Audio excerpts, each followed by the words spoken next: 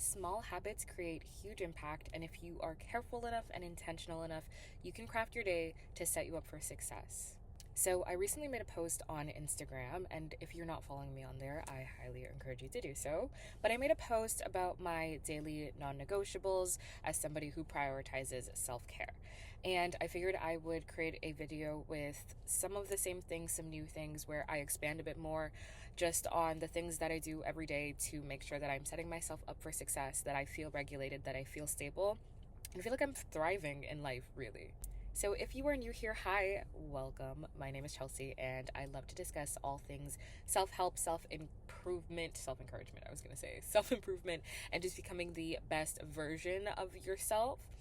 So we can live happy, fruitful, beautiful lives. And on that topic of living beautiful, fruitful lives, our habits and our daily non-negotiables, I feel like, really impact the trajectory of our life because they inform what we are spending our time on, what we prioritize, all of those things. So these are 5 daily non-negotiables that keep me emotionally regulated and set me up for success. The first one is reading or a non-technology related activity. Our lives are on devices all the time. We are consuming media and consuming content on devices, on our phones. When we're connecting with our friends, it's typically digitally through social media. When we're checking up on people, it's socially. If we even need to search up a word, we're going to Google. We're not going to dictionaries or anything like that. When we're working, most of the time, a lot of us, it's on our computers, it's on our devices. And I feel like in a world that is increasingly becoming more technology forward, we need to prioritize intentional time outside of the online space, outside of technology. For me, that is reading. And I not only love entertainment, of course, I am in media, but I find, stories are so captivating. They allow me to disconnect from the real world. And instead of just spending all of my time on Netflix or on Disney Plus or whatever it is, watching something, passively consuming content, reading allows me to give my attention to something. I was listening to, I don't even remember what podcast episode it was, but it was Solgum by Victoria Hutchins, and she was discussing the importance of being intentional with giving your energy to things instead of allowing things to pull your energy.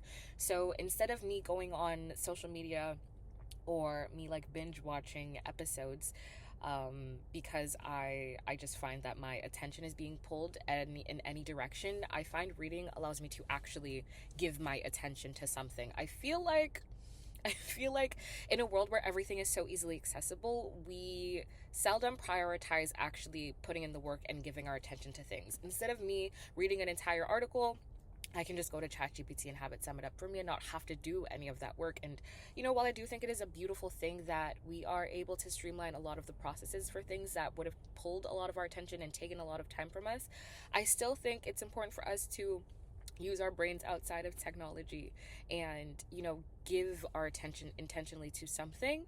Maybe learn something new, maybe learn a few words. So for me, reading is absolutely important. Not only is it fun, I find I love to learn in that manner. It allows me to just I think be a bit more present with where I'm at and not feel like my entire life is on social media. And that, it doesn't even have to be reading for you. If you are into puzzles, if you're into arts and crafts or drawing and painting or whatever that might be, find something else that you can give your attention to, like a fun small hobby that is not tech related, that just allows you to disconnect for a second. Because I feel like if I spend most of my day on my computer, it gives me a headache. And it doesn't matter if I was being productive or not, if I was working or connecting with people on video calls or FaceTimes, it doesn't matter. When I give all of my time and my energy to my laptop or my phone or my devices, I don't feel like a real human, if that makes sense. The second daily non-negotiable that I will scream from the mountaintops until the day I die is intentional solitude. My goodness, in a world where we are exposed to so many different perspectives and opinions and thoughts, it is so important for us to take a second, to take a pause every single day, to spend time with ourselves, not only to, engage in beautiful quality time, but also to understand how we are feeling as individuals, what our thoughts are as individuals, what our beliefs are as like people, just like separate humans from a larger collective. If you know me in person, like actually in real life, you probably assume that I am an extrovert, and I feel like I believed I was an extrovert for a very long part of my life, but I think I'm just really good at being present where I am. And I absolutely am someone who has a social battery that drains immediately. And I'd like to consider myself an ambivert because being outside and connecting with people doesn't necessarily recharge my battery. If I go out and I'm at a social event, I absolutely need to spend the next day at home. I cannot stay out all night because I find it depletes my energy. I am somebody that needs solitude to recharge. And in a world where we are still trying to prioritize connection, I think it's so important for us to build relationships with ourselves first, because at the root of everything, at the root of our beliefs, at the root of how we interact and engage with other people, is how we view ourselves, is how we feel about ourselves.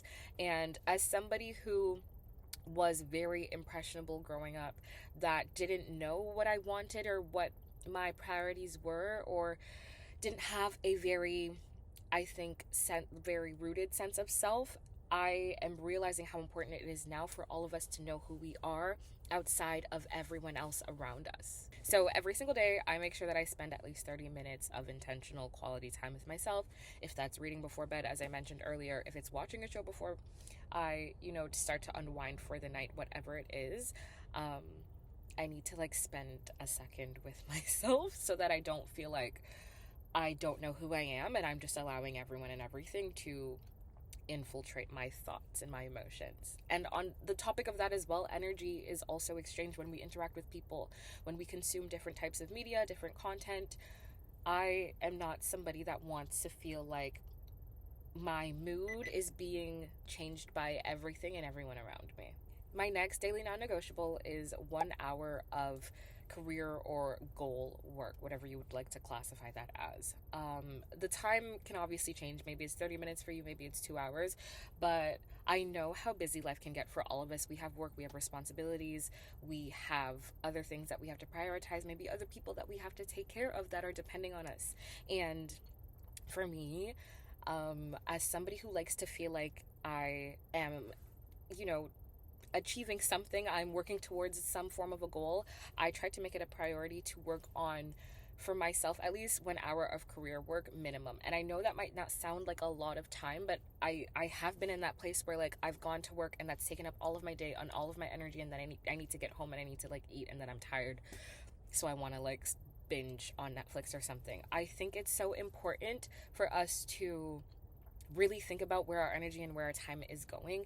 Days are going to pass regardless, time is going to pass, and what we choose to do with even that little bit of extra time that we might have for ourselves can make all of the difference for our future lives. If you have a goal to start a business and you are every single day complaining about how you don't have time to start this business because of X, Y, and Z, because you have other responsibilities, the business is never going to get done. And I don't think you're serving yourself by creating excuses. I understand life gets in the way. I am not denying that, but I think we have to be a little bit more intentional with carving out time for the things that truly matter to us. For me, it's my career and building my talk show and building a career online using social media, using content, and connecting with individuals. And as tired as I am some days, as irritated as I am some days I don't want to talk.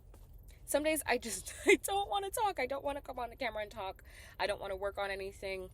But I have to remind myself that a little bit every day is still something. And eventually this will add up to, a beautiful production, a beautiful career, and a beautiful database of content that I have created. I also heard this idea that, and this is again from Soulgum, from Victoria Hutchins. I absolutely love that podcast. But she was talking about, I believe it was her sister who was just saying, sometimes we often say like, oh, like, I don't have time for such and such. Like, oh, I didn't get to work out today because I didn't have time for that. Or I didn't read my book today because I didn't have time for that. Or I didn't check in on this person because I just don't have time and I'm so busy doing other things. And she encouraged us to reframe the phrasing and say, instead of saying, I don't have time for that, saying it's not a priority for me. And by doing that, some things might feel a little bit uncomfortable. So instead of me saying, I didn't have time to work out today, or I don't have time to work out in general, or this week, rephrasing that and saying it's not a priority for me to work out, and saying that out loud, and allowing yourself to like sit with how that might feel, because some things are fine. I could say it wasn't a priority for me to go to the mall and buy a new outfit. That's fine. But if you start to actually, think about the things that maybe you think should be a priority for yourself, and say them out loud, as like, I did not have time to, or it wasn't a priority for me to cook healthy meals this week, doesn't sound as fun. So just making sure we carve out time for things that are actually important to us. Next, daily non-negotiable. Again, one of my most important ones that I stick to actually every single day are my social media boundaries. Hoof.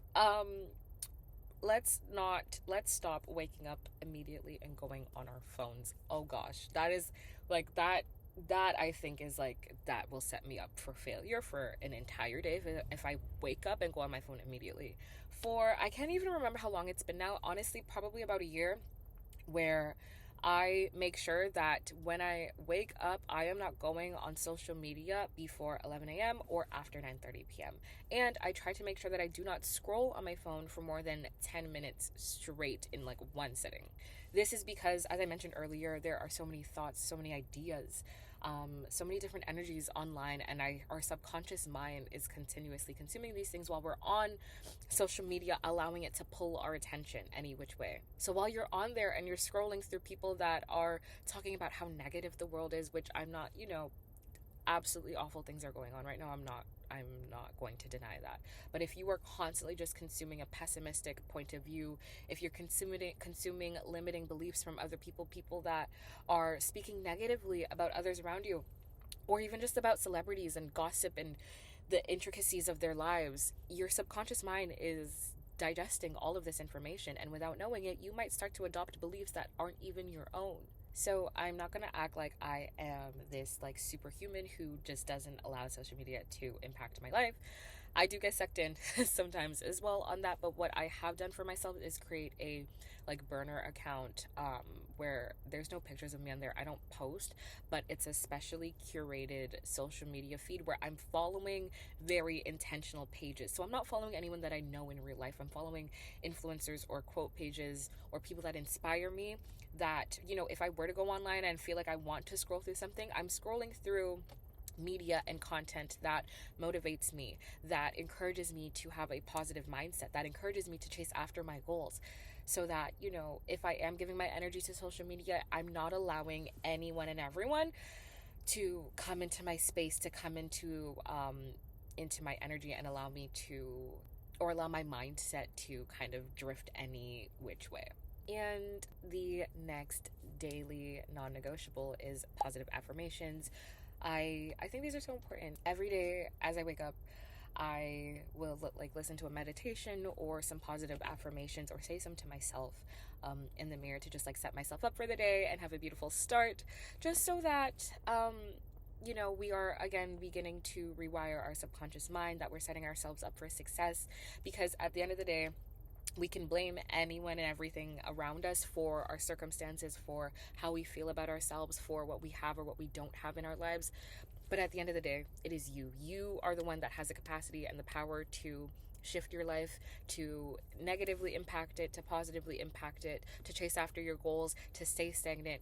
All of that comes from within. And if we're not careful and make sure that, we are making an effort to have a positive mindset, to have a beautiful mindset, to chase after our goals, and to continuously work on ourselves, I think it's very easy for us to fall into that trap of pessimism, of a victim mentality, and not get to anywhere we want to get to. The goal of me creating this channel, the goal of me even wanting to be a storyteller or be in media, is I just feel like we can learn so much from each other's stories, and I think we can all get to the beautiful life that we are hoping for ourselves, that we've envisioned for ourselves. There is so much abundance around us. There's so much abundance in the world.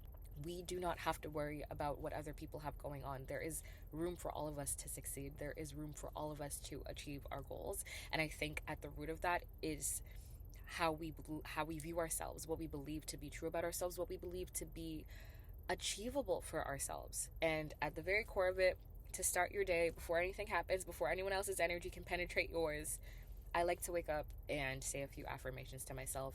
I am powerful. I have the energy and the ability to create a life that I desire. I am working towards my goals. Everything is happening for me and not to me.